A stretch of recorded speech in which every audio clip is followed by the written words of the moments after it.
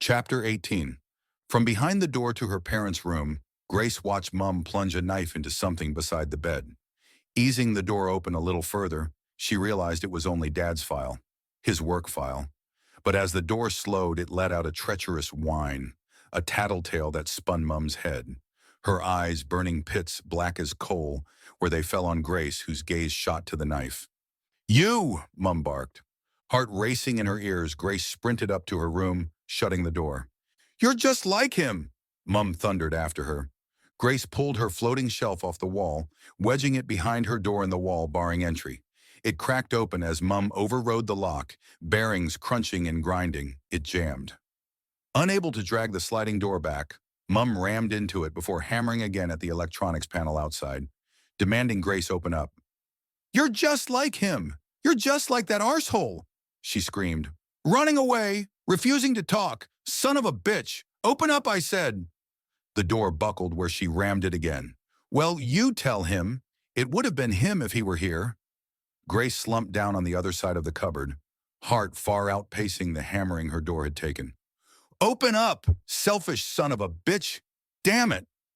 Sliding on some old-fashioned headphones, Grace curled up on the floor, eyes squeezing shut as the sound of Mum began to fade to the overlay of music that pulled her from her room to a place no one could reach her.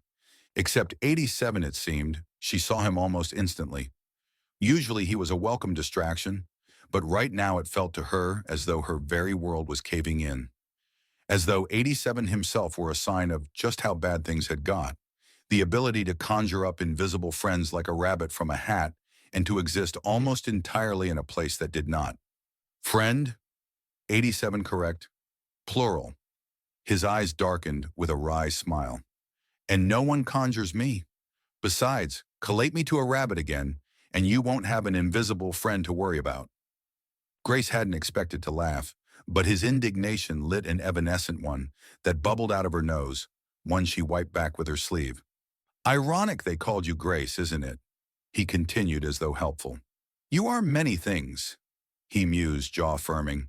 "Skinny, annoying, slow on the uptake. A mess, really. But relax, you're not mad." "Says my invisible friend," Grace sobbed, wiping away tears. "You overestimate yourself if you think you could invent me." 87 sobered as a realization struck. If she were the source code, there might actually be some truth to it. Shaking that little complication from mind, he drawled on. "I'm in your head, not part of you. You might be special." He eyed her with surprising warmth. "But you're not that special." He watched something sparkle up from the depths of emerald pools close to thanks, before those long lashes shuddered. "She hates me. The one person biologically programmed to love me and—" Her lips pressed firm, swallowing the logical conclusion that followed. "The green-eyed monster." 87 gave a thoughtful nod, but Grace shook her head. "She has everything." People dress up as the emperor with no clothes on and parade all flavors of insecure, born from a lack of connection to fundamentals. The hardwiring your mum developed to judge others is the only one she has to judge herself. 87 watched as years of carefully constructed assumption, this sandcastle of opinions, washed out of Grace. She can't enjoy the oasis because its beauty appears a threat, a judge. So bit by bit she destroys it, and with that, the place on which she depends. People like that reliably create the hell they one day wake in. One filled with nothing of substance. 87's expression sobered. People have been encouraged to substitute connection for consumption, truth for pride, and the real for the artificial. But everyone feels its pull toward the natural, the truth, and the beautiful, his voice laced with frustration, gaze washing over her. For a moment, Grace thought she felt an unusual air of vulnerability about him, but he convinced her otherwise as he moved along with a shrug. Those on high-class drugs find themselves able to reconnect to it, through Mobius, to gaze through the curtain and experience a fraction of its effect as the drug alters neuropathways, allowing drips of energy and euphoria from Mobius to leak through. Many get lost in it, unable or unwilling to come back. 87's mouth pressed firm as he felt her own longing to return there, to escape her unhappy situation in Mobius.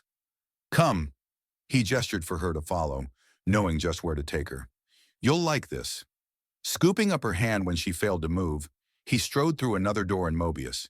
It opened as though an eye, overlooking 13th century Italy. From where they stood at the back of a gondola, bobbing about, salt water matted his hair. Sweeping it back, 87 watched Grace rise out of her little pity party on the spirit of adventure and intrigue. They wove through what appeared a floating city with meandering river roads, spiced with salt and other exotic spices from around the world. Wooden bridges arched overhead, commanding they bow every so often, unless they wish to be thrown into the water. Palaces with towering spires and narrow alleys decorate side streets, which echoed with vibrant personalities. But Grace's attention was fixed on the passenger in front as the walls of his 13th century home drew close. Grabbing his physician's bag, the man jumped out, hurrying along the jetty and up steep steps to scoop up a little girl who came to greet him. Young Christine de Pizan, 87 explained, hopping out the boat and offering Grace a hand. Though they were there and the boat responded to the move, as in Greece, no one appeared able to see them. It was a wonder, Grace marveled, still getting used to the feel of it. We're in Venice? With a nod, 87 strode after the man. The city, like the man, a rising power out of humble beginnings, mud and water, among cutthroats and beauty. It was obvious to see the man's daughter was the apple of his eye. Her mother died. Christine was just 4 years old and her father in the process of moving them to Paris, having just received confirmation of his appointment as the king's astrologer. They watched as civil unrest rose and swirled up around the state of Venice before their move to Paris. The girl's years passed in moments as she grew up in France's royal court, raised among the very accomplished. Notice anything? Grace glanced about the opulent court of Charles V. 87 was clearly looking for something profound. They're wearing pajamas. She smiled, much to his annoyance. She doesn't fit in. His mouth thinned as he skirted her over the tops of crowds to focus on Christine and through the flickering pages of late 13th century history in Mobius. They flew through decorative, immersive stills as though Orson Welles and Grace saw France, its wealthy populace in Western Europe, now under great strain, decades into their 100-year war with England. Edward III, having state claim to the French throne, and while defending France in battle, their King John II had been taken hostage. As a result, France had lost around a third of its land in the treaty that followed. Christine's father, France's newly appointed court astrologer, began advising the king's son, Charles V, right away on matters such as negotiations with the English and how best to proceed, turning the tide. Charles soon declared war, and by the time Christine was 14, her father had helped France to recover most of their land that had been taken in the Treaty of Bretigny. Grace watched this young teenager, in a culture her father battled to rescue, surrounded by the greatest minds of her time, and their chatter in France's royal court. Women are the gateway to hell, Tertullian chortled, quickly followed by another. Seducers, playthings, not to be taken seriously, not in any real sense, Gerard de Moon agreed. Christine watched and listened with interest.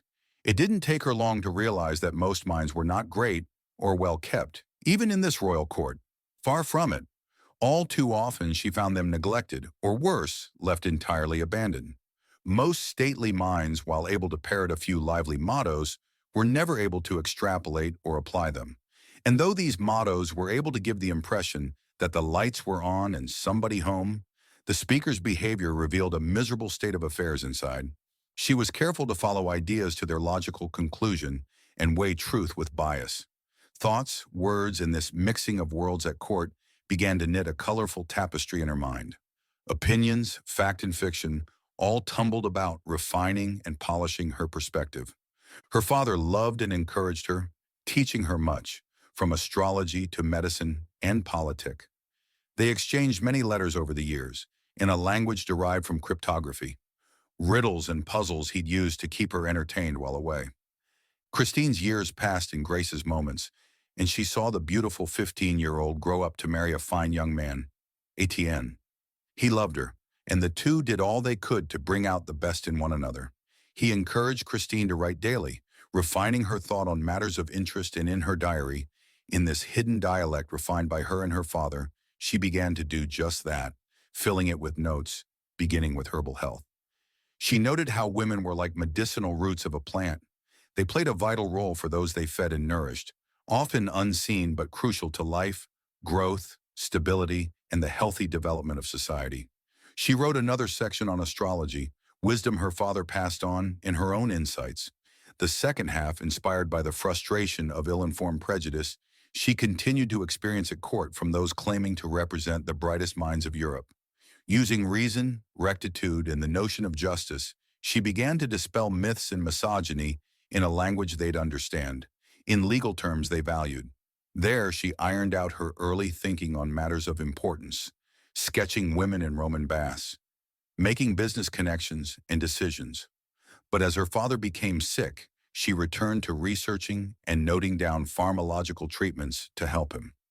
Grace watched Christine's heartbreak as he later died, and within a year, so too had her husband, from plague.